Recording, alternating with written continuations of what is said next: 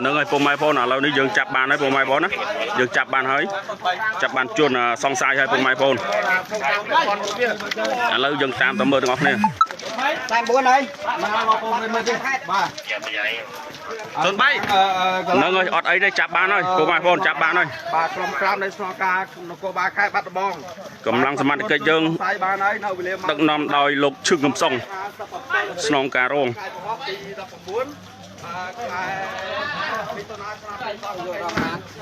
nè thọt vịt ấu tới với mốc dùng vịt ấu đi vùng mai bao này có một đó lướt còn đạm prao nữa đã về lơ mau trời đã về lơ mau đã ơi bà hành một tay sơn ơi nên hả lâu chứ ô vợ mộ về tiền đó coi liệu mộ về tiền em được chừng chất lượng mộ về thấy bà mộ chia bọt đang khơi nhọn chia bọt vay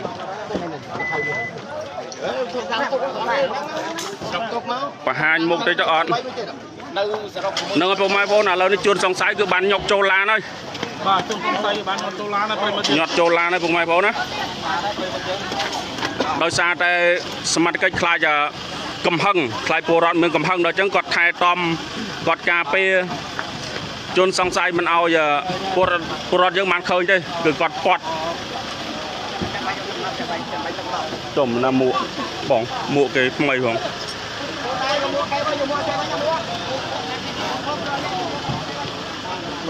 ai khi xong và trong món ra cung liêm nó mua và thiệt cam và chung đây đó ban nâng ở vùng mai phố nào lâu đi cư ta sao mặt cái dừng cho ta hơi nụ phê không sao hết nó còn nói phê nữa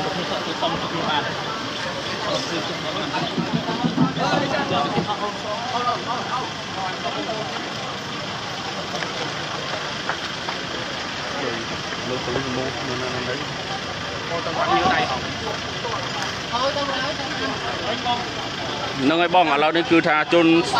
សង្ស័យនឹងត្រូវបានសមត្ថកិច្ចខាត់បានហើយឥឡូវនេះគឺថាបញ្ជូនទៅកាន់ស្នងការដ្ឋាននគរបាលខេត្តបាត់ដំបងហើយ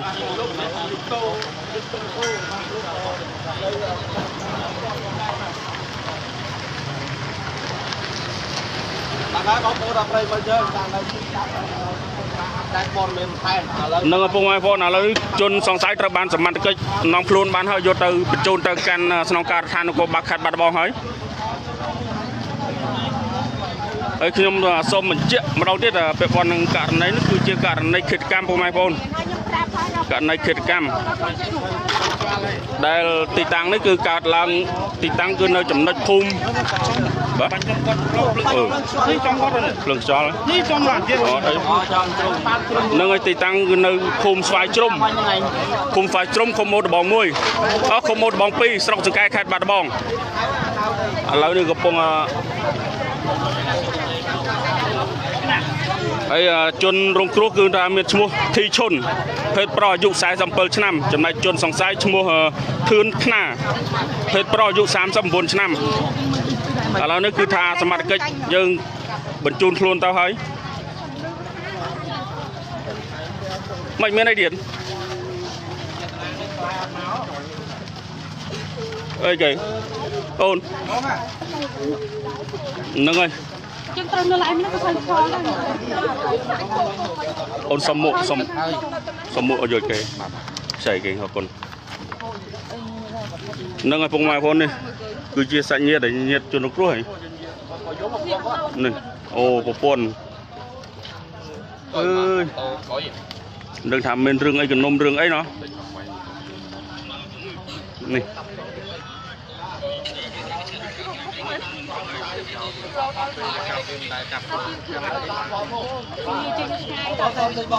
បាទទីតាំងកាត់ហេតុហ្នឹងគឺនៅខាងជិតវត្តចដឹក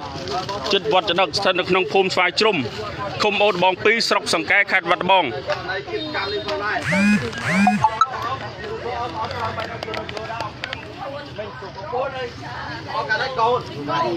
នឹងឪពុកម៉ែបងប្អូនអត់ធំឪពុកម៉ែបងប្អូននេះប្រពន្ធជនរងគ្រោះនេះអូក៏យូរមកហើយ อายุสายบังเปิลก็รู้นะผมนาคมนาได้ ผมโอตบองปี ผมโอตะบองพิษกายบัตรบองได้ คนจนครัวนึงโกนจัง ก็មានដឹងថាគាត់នឹងជាមួយជនបង្កជនដៃដល់ហ្នឹងមានគំនុំអីនឹងគ្នាអត់ អត់ផងដល់គ្រាន់តែអីវាបាញ់ចាប់ទៅវាចូលអាដបងអានោះអាខ្ទមទុកចោលហ្នឹងអាខ្ទេចដងនោះទៀតអ្នកវាថាយើងគប់សាំងអាស័យទេវា អញ្ចឹងហើយ បដងបលី យើងអ្នកបាញ់ចាប់ ចា អូ ដល់ពើនេះទៅអីវាទៅម៉ែវាបានទៅបដងទេ បាទ ដល់ពើនេះទៅវាជេរបចោលរាល់ថ្ងៃហ្នឹងយើង ចេះបចោលរាល់ថ្ងៃ ចាវាគប់តបឲ្យសាំងអាស័យទៀតខ្ញុំលះឯកខ្ញុំអត់មាត់ខ្ញុំអត់ដឹងអីទេខ្ញុំនៅស្ងៀមសិនហ្នឹងដល់ពើនេះទៅបានឃើញថាអត់អីទេវាក៏នេះវារៀនអីកោរៀនអីពេញហ្នឹងណាអីកូនបែកដបអីពេញផ្លូវហ្នឹងទៅ ពេញផ្លូវហ្នឹងទៅ ចា ហើយដល់ពេលទៅគាត់កាប់ហ្នឹងគាត់កាប់ហើយវេលាម៉ោងប៉ុន្មានហើយគាត់យកអីកាប់ដែរ អត់ដឹងដែរខ្ញុំអាឡ័យទៅលៀងចានទៀវឲ្យគេ អញ្ចឹងបាទហើយគាត់ជិះម៉ូតូតាមផ្លូវហ្នឹងកាប់ដោយទេនៅចិត្តគ្នាហ្នឹងទេ ផ្ទះនឹងលបងអីផ្ទះបសនឹងមុខនឹង អូនៅចិត្តគ្នាបងប្អូនប្រិមិត្តយើងបាទប្រហែល20ម៉ែត្រ30ម៉ែត្រពីគ្នាហ្នឹងបាទ ប៉ុណ្្នឹងឯង ហើយជនរងគ្រោះ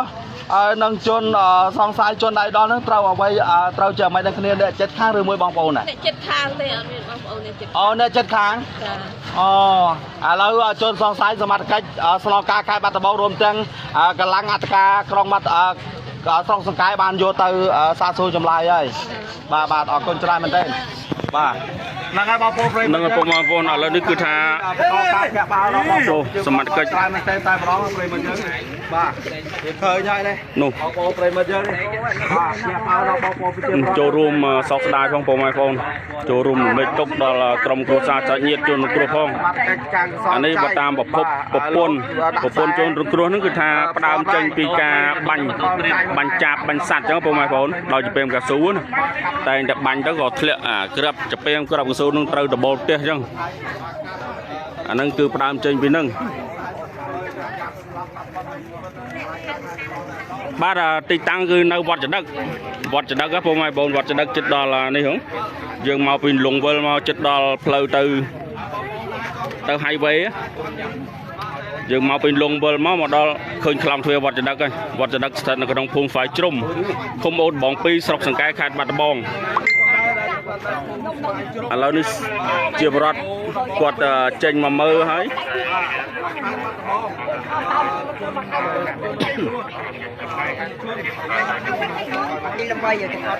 នឹងឲ្យបងប្អូនអត់មានអីទៀតទេដោយសារតែជនសង្ស័យហ្នឹងគឺត្រូវបានសមត្ថកិច្ចយើងចាប់បានហើយក៏បានបញ្ជូនទៅកាន់ស្នងការដ្ឋាននគរបាលខេត្តបាត់ដំបងហើយដើម្បីមានវិធានការ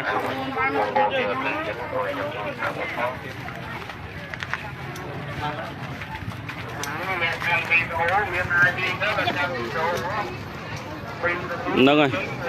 ឥឡូវនេះខ្ញុំបាទសូមបញ្ចប់ការ live ហើយបងប្អូនណាចប់ការ live ហើយគណៈពេលនេះខ្ញុំបាទវត្តមានខ្ញុំបាទសូមចប់ការ live ត្រឹមនេះហើយបើសិនជាមានការនិយាយទៅមានការខុសឆ្គងប៉ះពាល់ទៅដល់អារម្មណ៍អ្នកមើលអ្នកស្ដាប់អីសូមមានការអភ័យទោសដល់រូបខ្ញុំបាទផង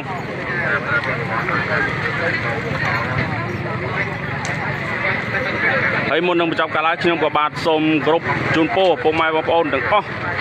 ទាំងក្នុងនិងក្រៅប្រទេសសូមឲ្យជួបតែសេចក្តីសុខសេចក្តីចម្រើនជាពិសេសជូនពរទៅដល់បងកងទ័ព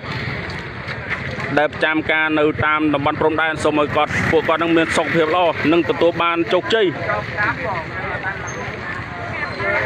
បាទសូមគោរពអរគុណនិងសូមជម្រាបលា